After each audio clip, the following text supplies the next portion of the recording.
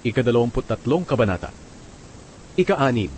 Kapag kumakain ka kasalo ng taong may mataas na katungkulan, mag-ingat ka sa ikikilos mo.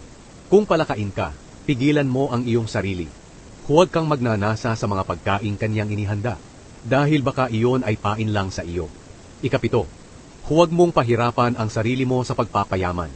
Sa halip, pigilan mo ang iyong sarili at isipin kung ano ang mabuti. Dahil ang kayamanan ay madaling mawala, at tila may pakpak na lumilipad sa kalawakan tulad ng isang agila. Ika-8. Huwag kang kumain o matakam sa pagkain na inihanda ng taong kuripot, kahit ito ay masarap, sapagkat ang taong ganyan, bawat subo mo'y binabantayan. Sasabihin niya, sige kumain ka pa, ngunit hindi pala ganoon ang nasa isip niya.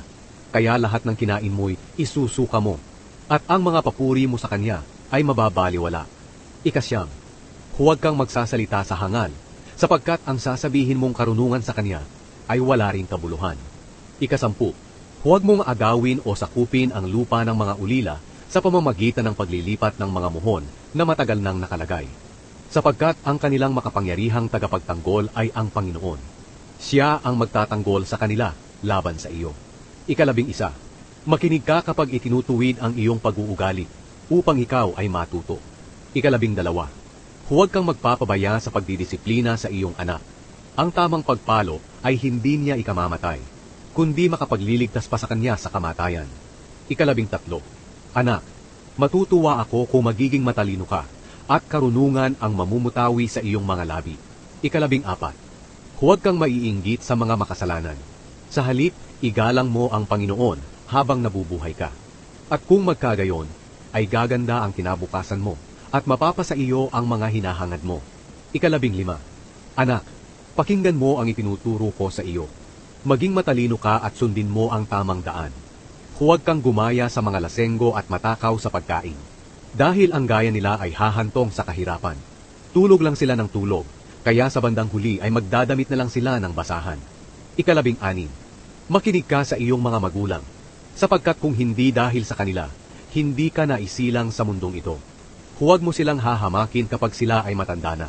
Pagsikapan mong mapasa iyo ang katotohanan, karunungan, magandang pag-uugali, at pangunawa. At huwag mo itong ipagpapalit sa kahit anumang bagay. Matutuwa ang iyong mga magulang kung matuwid ka at matalino. Ikaliligaya nila na sila ang naging iyong ama at ina. Ika-17. Anak, makinig kang mabuti sa akin at tularan mo ang aking pamumuhay, sapagkat ang babaeng bayaran ay makapagpapahamak sa iyo, katulad ng malalim at makitid na hukay. Para siyang tulisan na nag-aabang ng mabibiktima, at siya ang dahilan ng pagtataksil ng maraming lalaki sa kanilang mga asawa. Ika-18. Sino ang may matinding problema? Sino ang mahilig sa away? Sinong mareklamo? Sinong nasugatan na dapat sana ay naiwasan?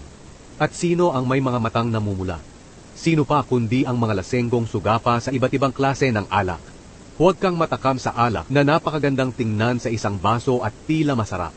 Kapag nalasing ka, sasama ang iyong pakiramdam na parang tinuklaw ka ng makamandag na ahas. Kung ano-ano ang makikita mo at hindi ka makakapag-isip ng mabuti. Pakiramdam mo'y nasa gitna ka ng dagat at nakahiga sa ibabaw ng palo ng barko. Sasabihin mo, may humampas at sumuntok sa akin, ngunit hindi ko naramdaman. Kailan kaya mawawala ang pagkalasing ko para muli akong makainom?